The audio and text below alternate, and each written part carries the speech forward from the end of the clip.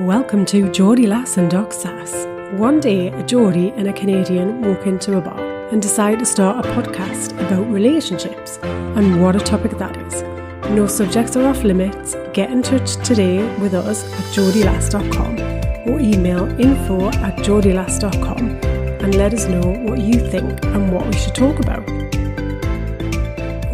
Welcome to the podcast. Hello, welcome. Hello.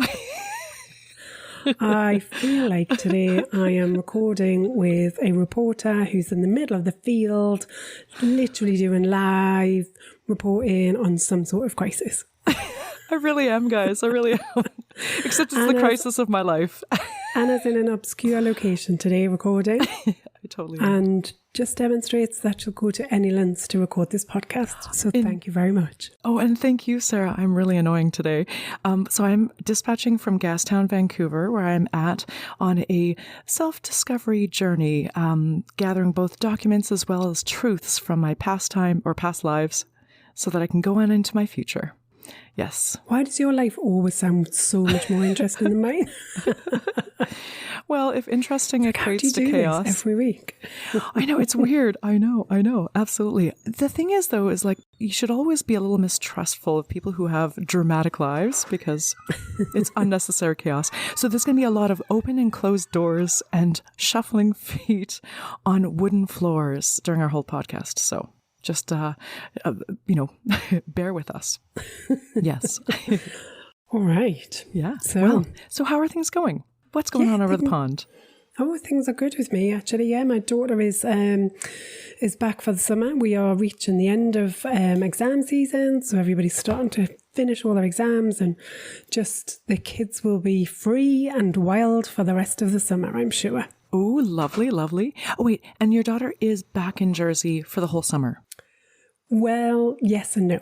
Oh, okay. So she's back in Jersey until she jets off on some holiday with her girlfriends. But yes, nice. She is primarily back in Jersey for the summer. Oh, very good. So yeah, it's always lovely to have her back home. Oh, lovely.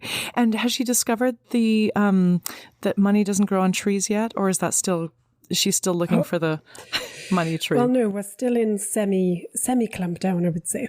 Oh, very good. Oh, that's awesome. And being more restrictive than normal, put it that way. Oh, very good. Good, mummy. Yeah. Good, mummy. That's awesome. Trying to hold my own boundaries. Take my own medicine. Right, guys. We do sometimes take our own medicine. We're all on the journey. Exactly. We are indeed. So other than, jet setting around Canada, what else is happening? Oh my gosh. Well, there's a big change going on in my life, and I'm going to be making a big move. So I'm kind of preparing for that. And honestly, everything is lockdown mode to be preparing for this big thing. Yeah. Well, it sounds very exciting and very intriguing. I'm sure you'll share more with us over the course of the next few months. Exactly. I'm going to be revealing one at a time. Yeah. Okay, look forward to it. Got to stay tuned, listeners. Oh my gosh, you know what? You stay with us. There's going to be something new every week. So tell me what's going on at the relationship desk of love. Okay. Oh. So it's been a little while since we've done any research news. Oh, Sarah, you've got it. Yes, so I thought I'd share something. So, apparently, married couples who manage their finances together may love each other for longer than those who manage their finances separately. So this is from research in Indiana University. So it says there are a couple of things that are kind of key to this. So one is those couples that manage their money together are less likely to argue about money, and therefore there's less kind of stress and contention within the relationship. And they also feel like they're just more in it together. And they feel like they've got kind of more of a true handle on joint expenses, and there isn't kind of, there's some parity there, and nobody feels like they are at a kind of disadvantage.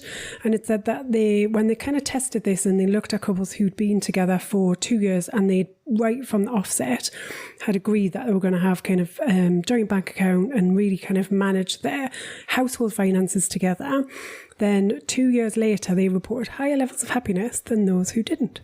This is a mic drop moment for me, Sarah. I do have to say. I know. Okay, what surprises you about this? Well, when I first read the headline, I was like, hell no, I'm not doing that. I was going to say you and your independence, right? Like this financial independence. Oof. Yeah, but actually, as I read the article, I thought, well, actually, we do manage finances together when it comes to kind of household bills and really like thinking about kind of what's our kind of future financial goals together. So we do kind of, whilst we're not, 100% you put all your money in a bucket and you just share what's there. Like, I'm definitely not advocating for that. But I also don't think the research was saying that you necessarily have to do that.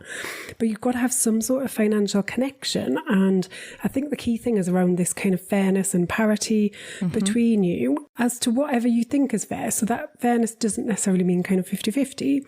For you, it might be something different because of your kind of unique circumstances. But the key thing is that you have, I guess, communicated, had a discussion about it, you've agreed, and then you stick to a plan together. And because of that, I can then see why you would have less stress, you would have less arguments, you wouldn't have conflict, you wouldn't have somebody who feels like they're kind of hard done by because they're always carrying the bills or just generally kind of feels like it's unfair or unjust in the relationship. And also you have got this strong connection, so that being kind of in it together right from the beginning really demonstrates a level of commitment, doesn't it? And we talk about commitment as one of the 3 C's that are just really super important in a relationship. So I can see why it's working. Oh gosh. Even as Miss Independent here. Yeah. And we're both very financially independent, right? Yeah. Totally. Yeah. Okay. And you know what's interesting is that I have been in a situation where complete and utter islands, like 2 financially separate islands that might have been as well have been different countries. And I was really proud of that. I was like, I'm not dependent on anybody. Aren't we cool, fancy, free, like this modern couple that is like sort of doing things in the new way?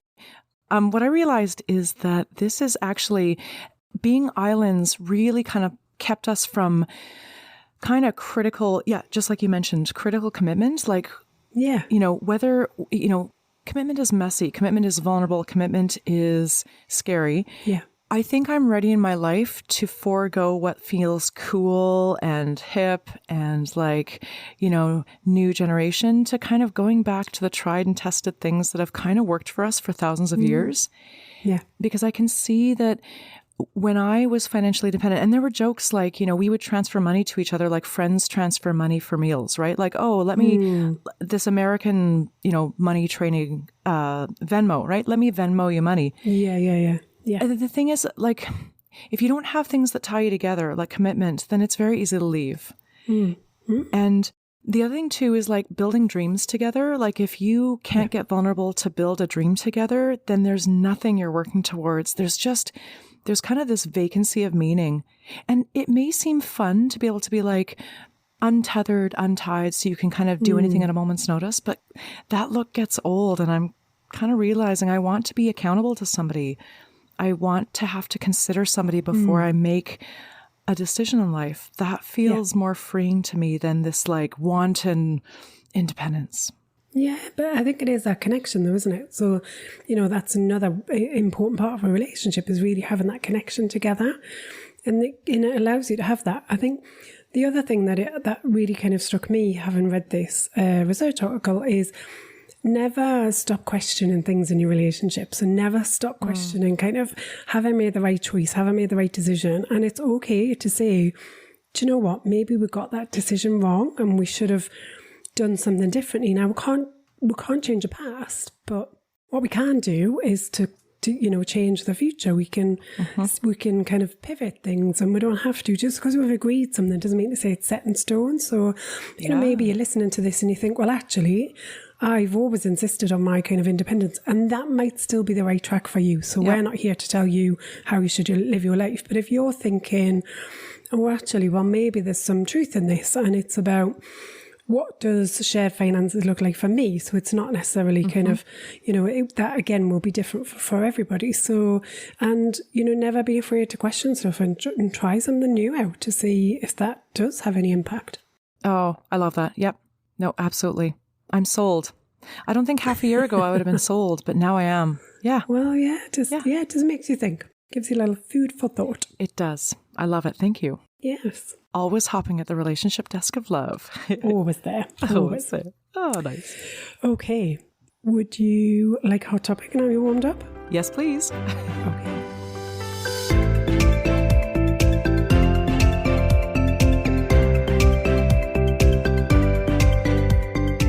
Today's hot topic. Introducing admiration into your relationship. Ah, yes. Okay, admiration. Tell me what that means for you, admiration.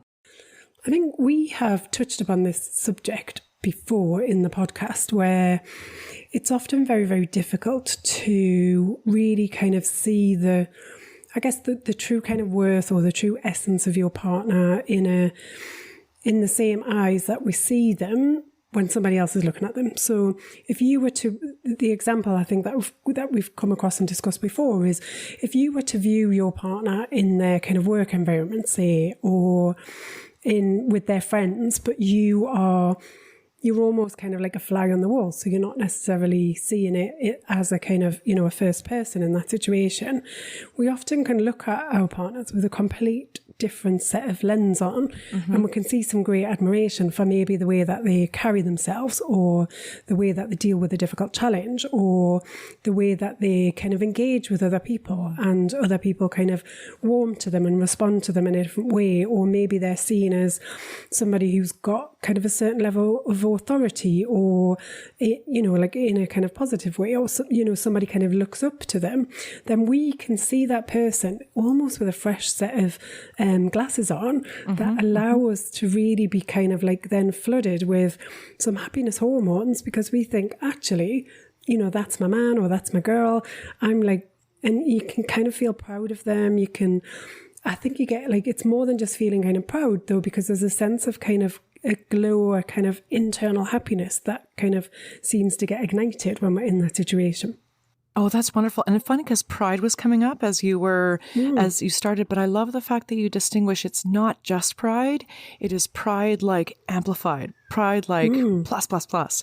And it is pride with a glow. And it's such a beautiful thing to feel.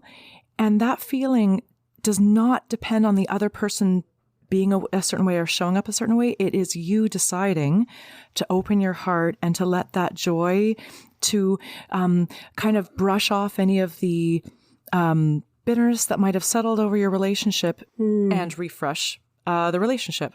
Yeah, I think it is. I don't know, it's almost, often when we feel those moments, it's like a renewed sense of vision is kind of the only way that I can describe it. So I had a situation this week where I was having a conversation with a fellow friend who works in the same industry as my partner. And I was relaying some information about some things that were happening. And something just suddenly kind of struck me where I thought, oh my God, like he's obviously doing a really good job there because of the set of situations that were happening. And I kind of almost saw him in a new set of eyes, whereas he's talked to me about those situations kind of time and time again. It hasn't really sunk in until I was explaining the situation to somebody else. And then that moment of admiration really kind of struck a chord. And I did then later tell him and kind of recount the conversation and how I felt about it and how I felt about him, because it's always really super important when we have these moments. And we're not, maybe if they happen when we're not with our partner, or they happen and we don't necessarily kind of raise it there and then, I do think it's really, really important to share that back, to say, do you know what, I was thinking about you the other day, or I was thinking about that situation that you faced.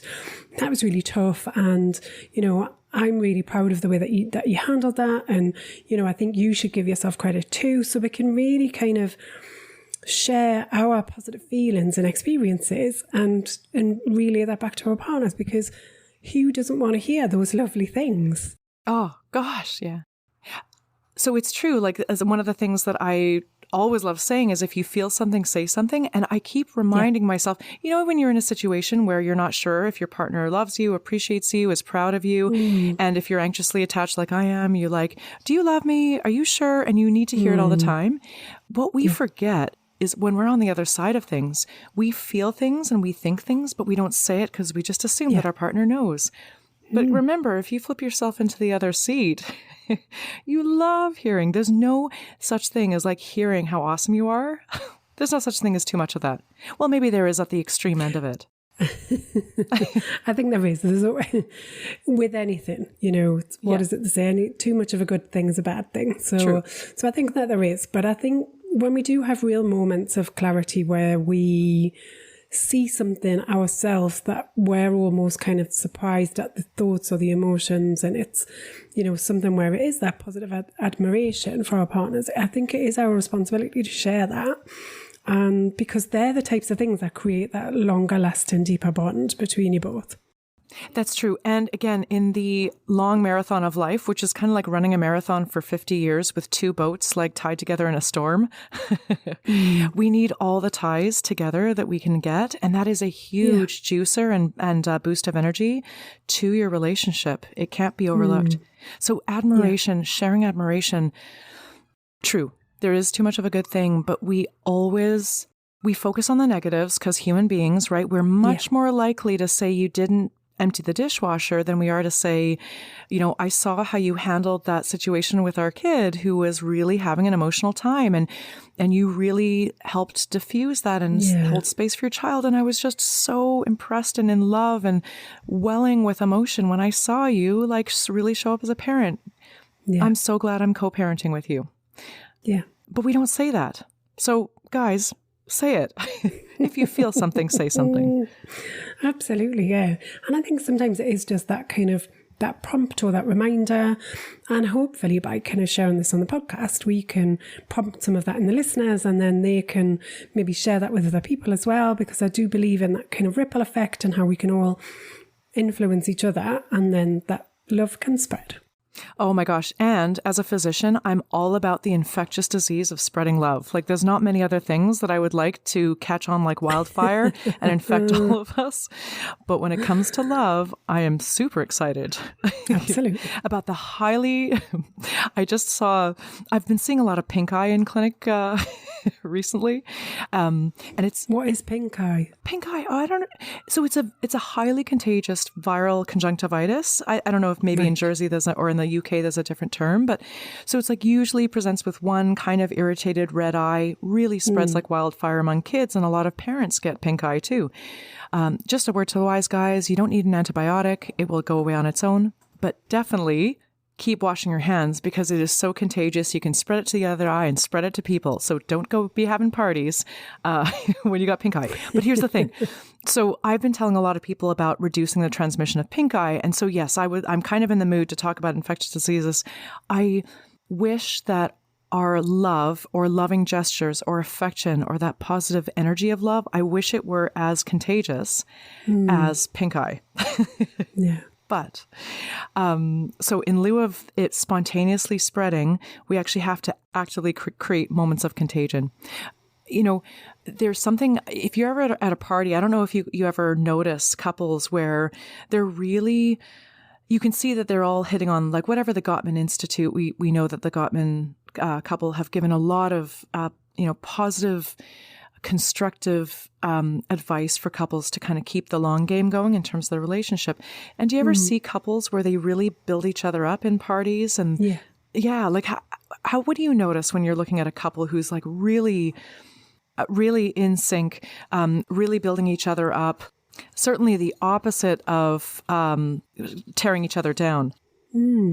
Well, I think that is admiration at work, isn't it? So that's exactly what you're witnessing there, is that kind of admiration for each other as a couple, and that desire to share it with everyone else in the room to say, look how great my partner is. Yeah. And it's a really different vibe, right? Because the other couples who create this uncomfortable situation where they're trying to dig at each other, or they're trying to kind of have this proxy war in public.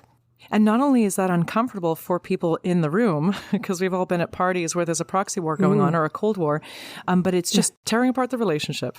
So, being in a room where you're seeing a couple who is playing dirty, having a proxy Cold War, tearing each other down in public, and certainly not building each other up, we see how toxic that is. And conversely, when a couple is building each other up, just really taking active effort to lift positivity and to create moments of recognition for their partner, it's incredible fuel. It is. But the key thing is, though, we've all got a choice in this. We've got a choice with which couple we want to be. So which team do I want to be on? Do I want to be on the, yes, on the one that's making every fucker else in the room feel uncomfortable because I'm being a nasty piece of work to my partner? Or do I want to be the other one that everyone kind of goes home at the end of the night and goes, oh my God, did you see how beautiful that couple were? Did you? And kind of recounts how amazing they felt in their presence. So you get to choose which side of the camp you want to be on. Oh, Sarah. I'm sorry. And I will say, though, there are some people who are very performative in public and then they're all nasty behind doors. Oh, yes. Yeah. So don't be that person. Don't be that couple. No. But no. Yes, you get to you've choose. got to have some authenticity with it for sure. Yeah. Oh, you get to choose. That's the thing. Yeah. Yes. Yeah. Don't make the wrong choice, everybody. Don't be a dick. Don't be a dick. Okay. So I think that's a wonderful... Play nicely with everybody else. You've got it. Oh my gosh. Okay, cool. I'm going to take that away. Don't be a dick. So I think, do you know what? It is a choice. We get to choose whether we want to show admiration to our partners and whether we want to bring that into something that's important for us within our relationship. And if it is, and it's certainly something, I mean, it's part of the relationship reset program. There's a whole section on kind of, how do we show love to each other and how do we really look at the kind of strengths that we've got in our partner? How do we start to notice that? So this is all about being quite intentional in your behavior. And it's about creating the relationship you want to have because it starts with you. Oh my gosh. Crap. I thought it started with my partner. No.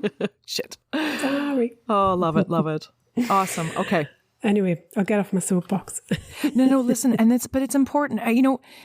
The thing is that there is no such thing as avoiding the hard work of bringing, like really showing up to a relationship. It's something that I noticed when I have not brought myself to my relationship. I've noticed the deficiencies and the fraying that happens. And when my partner and I realized, especially in retrospect, they were never showing up or they didn't show up in those moments, you notice the fray. There's no substitute for just doing the hard work. Like there's no workaround showing up, but it doesn't have to be like working in the salt mines. It's joyful work. Yeah. Yeah. So, that has gotten me so hot. What a hot topic. I feel hot all over. It is a hot topic.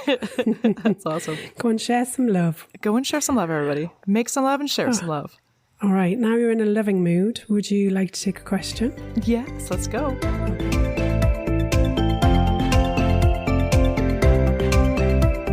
Today's question. My plan for my relationship is to cook for my husband, tend to the house, work hard, buy flowers each week, and spend time talking to my partner and say I love you often. What am I missing? Wait a minute. Is this a trick question? No. Okay. That sounds like, what an interesting, I love this. It sounds like all great things. Yeah. Sounds like all happy, great things. What am I missing, actually? Because I don't see a problem here. Okay.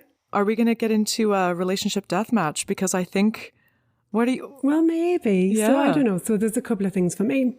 One is be careful of the position that you start out your relationship with and consider if I'm doing this for the next 10, 20, 30 years, am I comfortable with how I've set my stall out?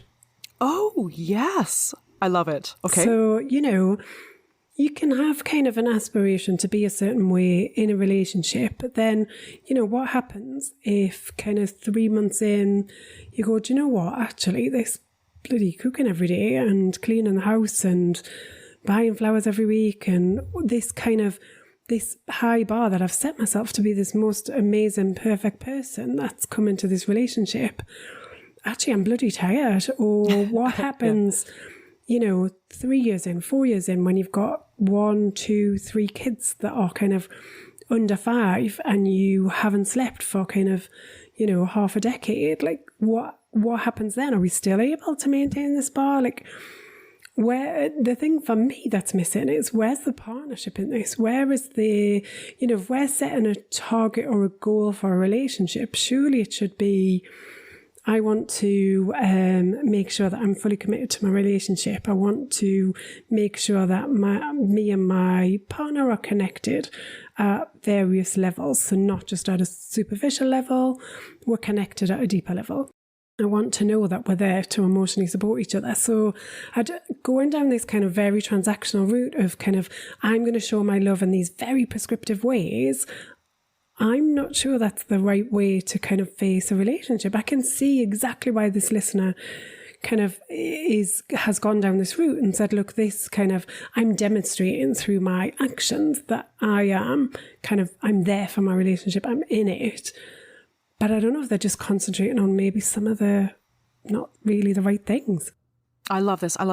Okay, so what's really cool about this is that we both have a different interpretation of what we're hearing, which is really awesome.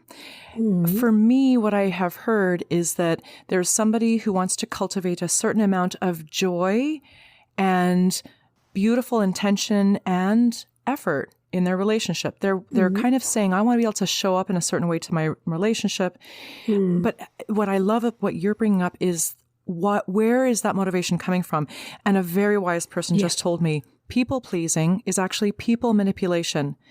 People pleasing is trying to convince others to have a certain opinion or impression of you. It's impression management. People pleasing is not like, people pleasing. It is manipulative, and we don't want to be manipulative, do we? Well, I don't. I can't wait to have this conversation with you next time we record. Oh, lovely. Okay. There's something coming your way. Tune in, listeners, next time. Death match is coming. Okay, cool. This is definitely continuing. Oh, beautiful. Okay, I love this. But I think it is interesting the way that we've both kind of approached it. And, we are coming at it from different angles, aren't we there? Yes. I think where I actually heard sort of an aspirational statement is that, I know what I heard is I want to create a relationship where to be honest, you got me at the flowers. I'll challenge you on that though. Like, is buying flowers every week, is that really going to save your relationship? Ah, lovely. Okay. What I heard is I want to have a punch of beautiful color in our lives. And I'm going to be the person who brings that particular punch of color because that's where I excel. But absolutely, do I have to be able to save a relationship or to be able to, like, what would the relationship do without it? I absolutely agree. I think my questioning then would be, are you coming from an opportunity, joyful, positive mindset, or are you coming from a fear-based mindset?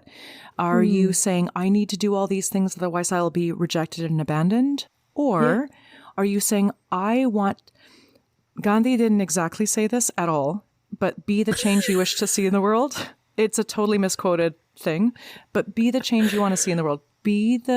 Show up and create what you want to see in your relationship.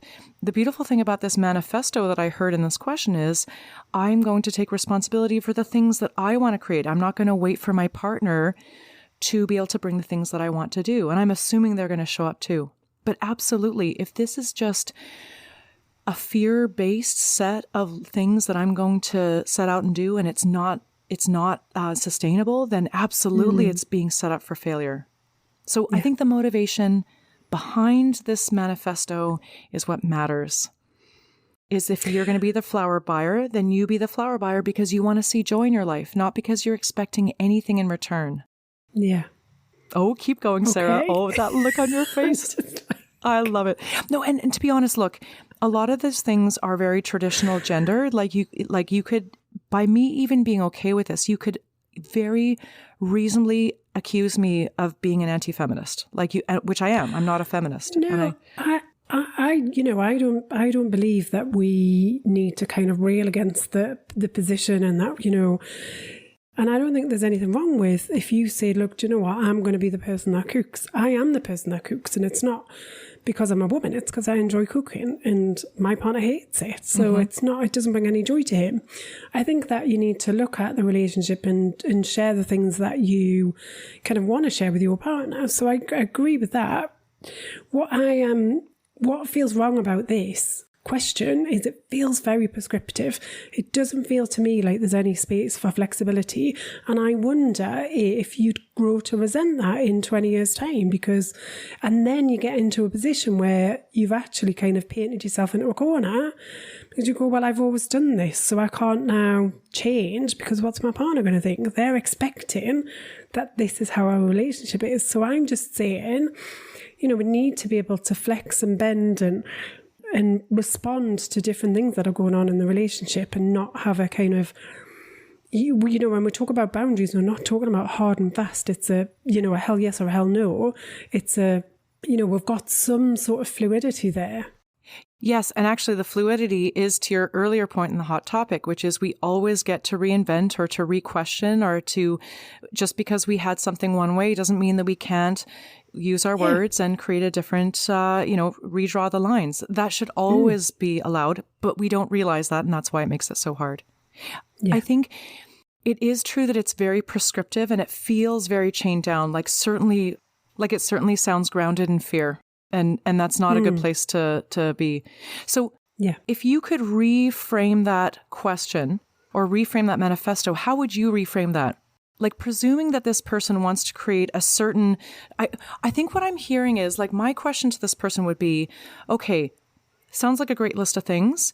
What feelings do you want to be cultivated in your relationship? If you had all these things, what kind of feelings would you be experiencing in your relationship and would you be sharing in your relationship? Because if we can kind of get a list of feelings like peace, calm, love, togetherness, joy, passion, if those feelings are what we're aiming for, then there's many different routes that we can use to get there, which are a shared effort.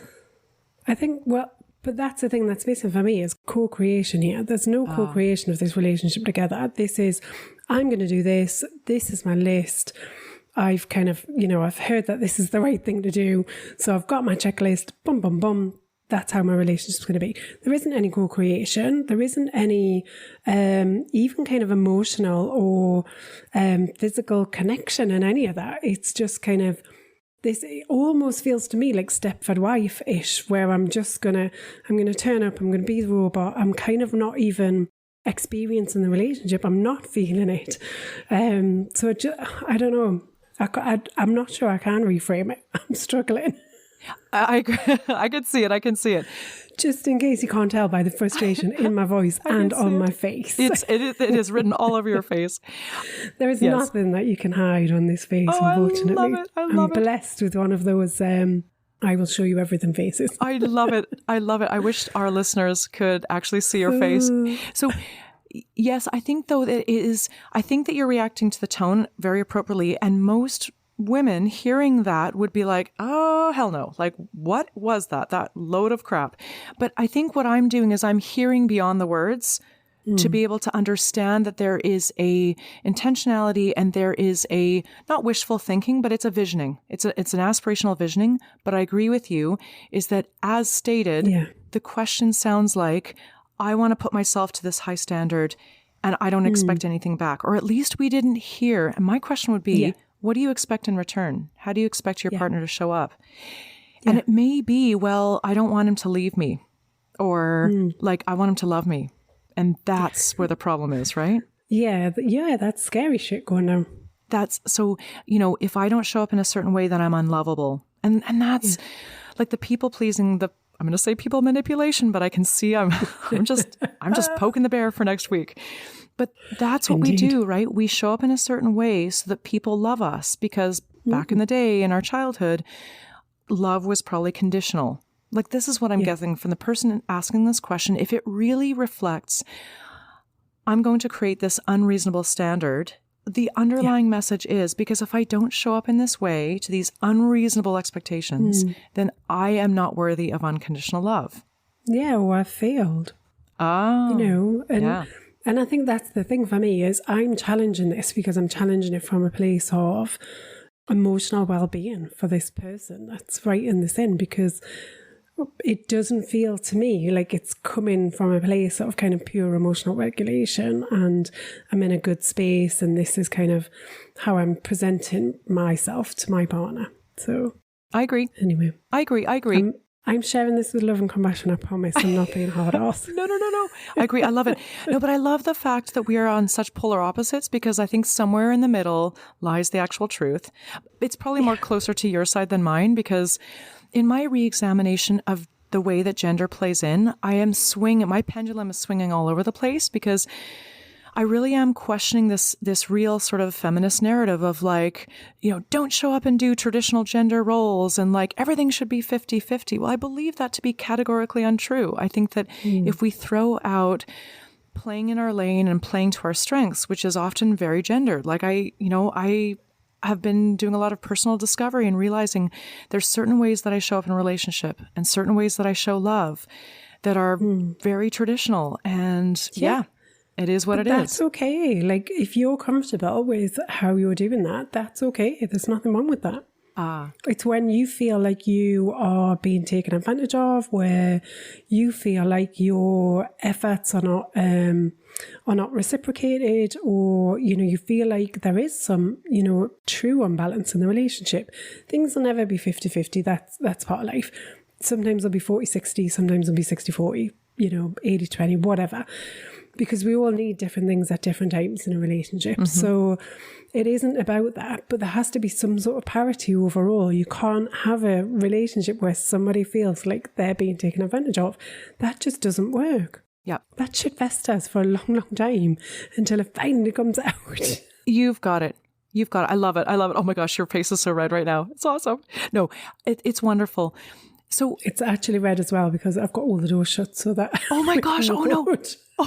And it's boiling hot in here. Oh my gosh, Sarah. But yeah, I am getting frustrated as well. I love it. I'm very passionate about relationships. What can I say? Well, and also like, absolutely. And being in a healthy space in relationships. So how would you coach this person?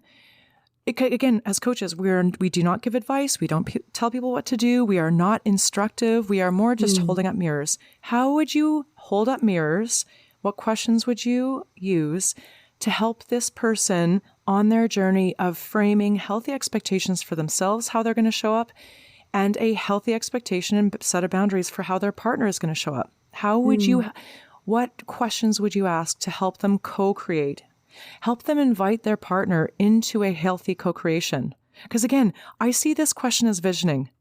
It's a beautiful statement. I can see what they want to create in the relationship. Yeah, and I wholeheartedly agree with visioning in your relationship. I agree with setting some intentions. I agree with being really clear about who you are and how you want to show up. What I think is missing is that kind of connection together. So, some of the questions I would be asking is, okay, and so if you show up in the relationship doing blah, blah, blah, blah, blah, what does that mean for you? Because there's a meaning that's being attached to this. There's some idea that if I do this, it means that. And that's the bit you want to get to, is what does that mean for you? And then you start digging. Ooh, okay. So what might be a typical response? I just want to kind of dig a little bit more. So like, what might be a response that you might hear back from this person?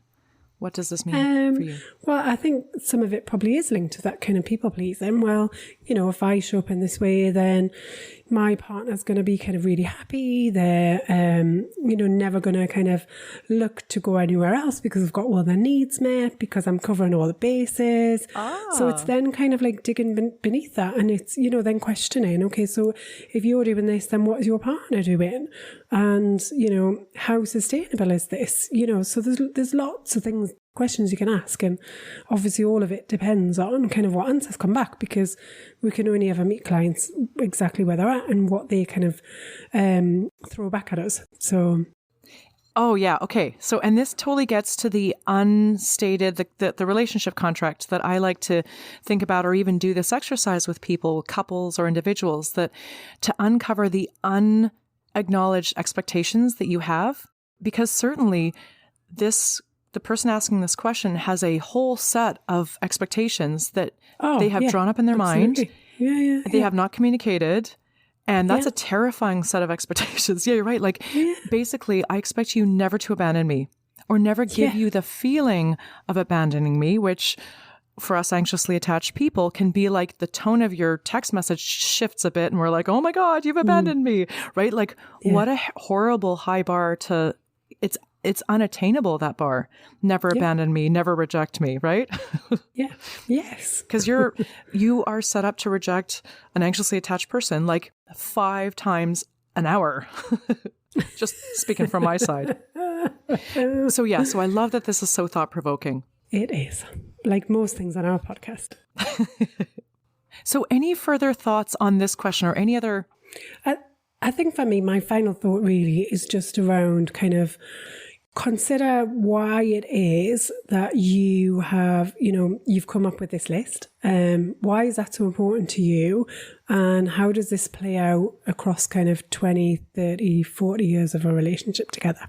Oh, and listen, it's not that you can't, what if you go to the farmer's market every week and you're going to be picking up a beautiful bunch of flowers? But it is actually very true. As somebody who doesn't have kids myself, and as somebody who has had kids like you always remind me of like, yeah, that sounds like a very like, we're single with no kids sort of set of aspirations, but prepare for the rainy days. You're right. Not only 30 years ahead of you, but like the hardest years or the hardest months ahead of you, the sleep deprived. Yeah. I mean, what I'd say is kind of speaking from experience as somebody who did kind of set quite a high bar and had to be kind of the perfect wife, perfect mother. Like, it doesn't create an internal happiness doing that. And so it just does, I don't know, maybe it's just kind of triggering something in me this week, but just consider what's actually going to truly bring you joy, and I love flowers, right? So I don't even know why I'm picking on the flowers, but and I do actually regularly buy flowers, but I don't buy flowers because I think that's the thing that's going to hold my relationship together, because it's not, I buy flowers because I like them, end of. And I think that was the spirit in which I took the question. And what I love about you is that you're not assuming, like you're looking to the potentially most insidious parts of that question, which is why this feeling of insecurity and feeling of high standards. But at the end of the day, correct. I love that you say, I buy flowers because I love flowers in my home, or I cook because I love cooking, or I love doing this because it gives me a feeling of happiness to see that it brings such joy to somebody else. I do it for me, and that's sustainable. Yeah, exactly. I feel like I've been on my soapbox quite a bit this week. Oh my gosh, I love it. Sara, I love it because this has provoked something really important. And like, I think so many of us set up really unrealistic expectations of ourselves and our partners. And that's, again, if we were coaching in a realm where there was overall success in this endeavor, but just a few people fell off the rails, fine. But like 50% divorce rates, guys, like, and that happens for a reason, right? Because we're not approaching things in the right way. We're not prioritizing the right things. We're not focusing on the true essence of what makes a relationship successful at the start of it, because we just don't know. This isn't because there's anything wrong with us. It's just, we don't know. Nobody's told us. Yes. We're expected to just figure this shit out, and that's actually quite difficult. It is. And it's a little bit like, why? Super hard. It is hard. Yeah. And remember why is this hard? Why are we supposed to figure this out? Because we're no longer legally mandated to be together. We're no longer without options. We generally in the West have seemingly limitless options to live our lives, whether it's freedom of finance, freedom of our sexual expression. We're at a buffet table of options, or so it seems. Yeah. And so doing the hard work of keeping one relationship on the tracks seems at times very unattractive because of all the shiny stuff out there. So we're never given a manual, because before we had no option but just to suffer and stay together. And without that particular tie binding us, we have to all become adults.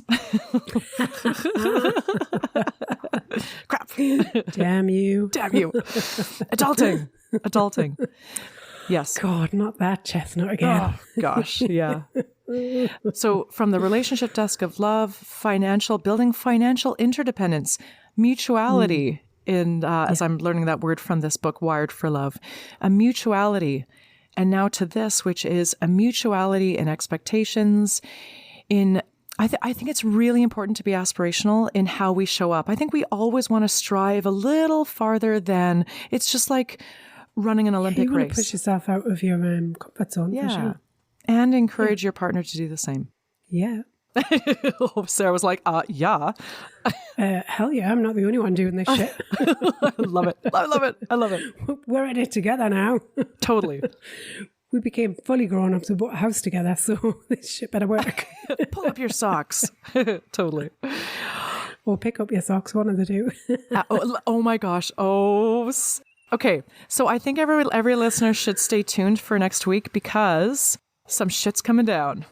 Oh, we've got an interesting hot topic next week. So I'm having listened to a few things that you've just shared today. I am really looking forward to next week's hot topic. Do we bring our boxing gloves to the match? No, I just think I'd be really interested in kind of your take on it, which I think now will be different to what I originally thought. So, you know what's so amazing as podcast partners, because we have a relationship, right? Yeah. That we can continue to surprise each other because we're both dynamic people, and it's the same in a relationship. Like I can say, oh, Sarah, I think you're going to say this, and I will be proven wrong, and same. Yeah. So if you and I can surprise each other. Exactly. It's the same with coaching clients, right? Like sometimes they'll say something and you're like, I wasn't expecting that. I know. And I love it when that happens. It's like, oh, okay. That's absolute. Always stay curious. Always stay humble to like being wrong. And if we can divorce ourselves of the need to be right and put that as a way, way distant follower to creating a healthy relationship, part of that is being wrong a lot. Be wrong. Well, you say that, but... Okay. I'm really wrong. But your other half would say, yeah, no, Sarah's always right. Yeah. Good on you, mate. Key to success. What can I say? He's speaking the truth. Oh, Sarah, do you remember those 90-year-olds who are asked, like, what's the secret of your 50 years together? And the guy is usually like, she's always right. She's always right. And she's always right. Listen, I can't help it. It's a skill. We all bring something to a relationship. Oh my gosh, Sarah. Oh, beautiful. I've been cooking and being right. Oh, beautiful. Well, somebody needs to bring the right. Might as well be you. Exactly. Oh. All right. Wow. I'm looking forward to next week now. I am brushing up my gray matter and my neurons to be firing on all cylinders next week. Yeah, you better bring yourself fully present next week. I'm going to bring my A game. Absolutely. I look forward to it. I'm not going to be dispatching from some random corner with wooden floors and creaky steps and people walking by. Next week, I'm going to be at a totally new destination. Stay tuned. I look forward to that. All right, then. Till next time. Till next time. So that's it for another week of Geordie Lass and Doc Sass. We hope you've enjoyed listening as much as we've enjoyed chatting. Get in touch and share your questions for relationship remedies and any hot topics you want us to cover. If you need help navigating all things relationships, Anna and Sarah are available for one-on-one coaching support. Email info@geordielass.com. Please remember to like, share, subscribe if you've enjoyed listening. And if you've not, how on earth have you made it this far? I promise we'll try harder next time.